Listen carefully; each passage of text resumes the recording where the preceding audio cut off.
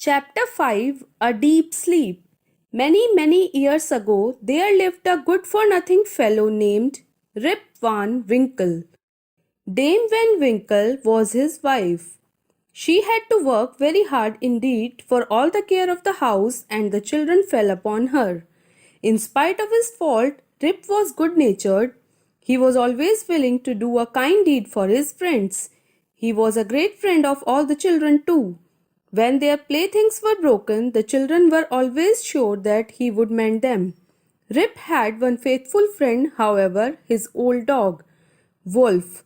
Wolf was the best hunter in the village, and many were the rabbits and partridges which they caught together. After a scolding, Rip would whistle for his dog, take his gun from the corner in the kitchen, and tramp away into the woods. One day, at the end of a long walk, Rip lay down under an oak tree to rest. Suddenly, he heard someone calling him. Rip, Rip, come and help me. Rip forgot how tired he was and clambered down the mountainside. He came upon an old man with a long beard shouting for help. The man carried a keg on his back. Taking the keg on his shoulder, Rip said, "Which way do you go, sir?"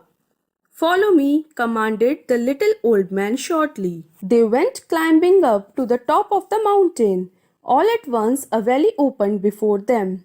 Here were 20 more little old men who looked like the man with the keg.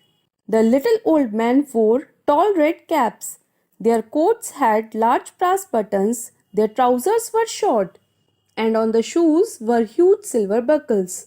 Those little old men were playing ninepins, and the great wooden ball striking the pins made a noise like a rumbling thunder.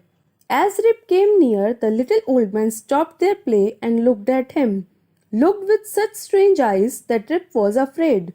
He placed the keg upon the grass. One of the little old men emptied it into huge mugs and motioned to Rip to pass them round. Rip obeyed, trembling all over in fear. The little old man drank in silence, and Rip's fears now grew less. He even dared to taste from one of the mugs.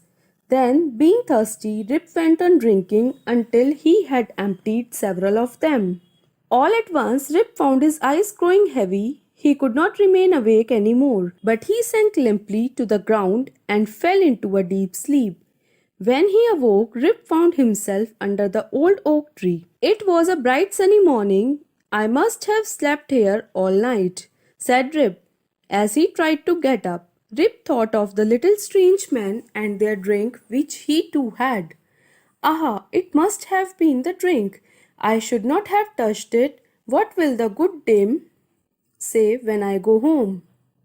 Rip looked for his gun, but he could not find it. He whistled for his dog, but Wolf did not appear.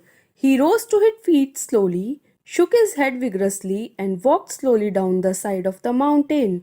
He searched for his village far and near. At last, when Rip came to a place that looked like his village, a troop of strange children was running at his heels. It was his own village, but it had changed. The children hooted after him, and the dogs did not know him. There were queer people at the doors and strange faces at the windows. Rip did not know what to do.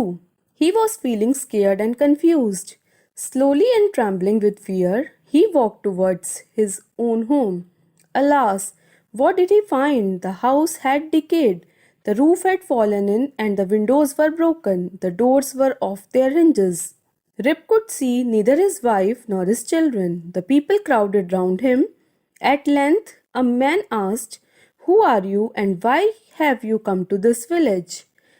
"I came to the inn to see if I could find some of my old friends," said Rip. "Your old friends? Indeed," cried the man with a heavy voice.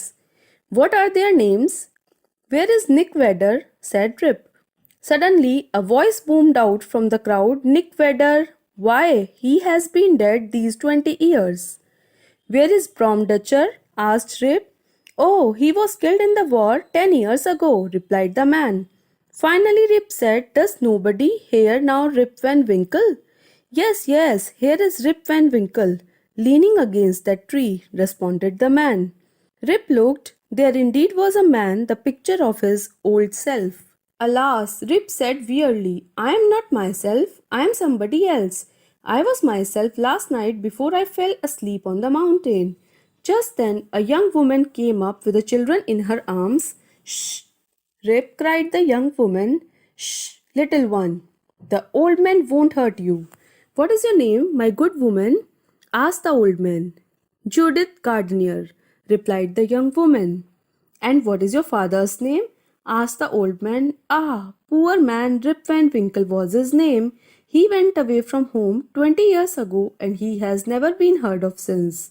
His dog came without him, but Rip was never been found. I was then only a little girl, said the young woman. Where is your mother? Asked the old man. She too is dead, replied the young woman. The old man caught the young woman in his arms. His eyes were wet with tears of joy. I am your father, he cried. Young Rip Van Winkle once, old Rip Van Winkle now.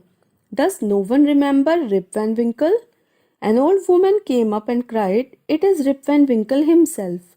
Why, where have you been these 20 long years?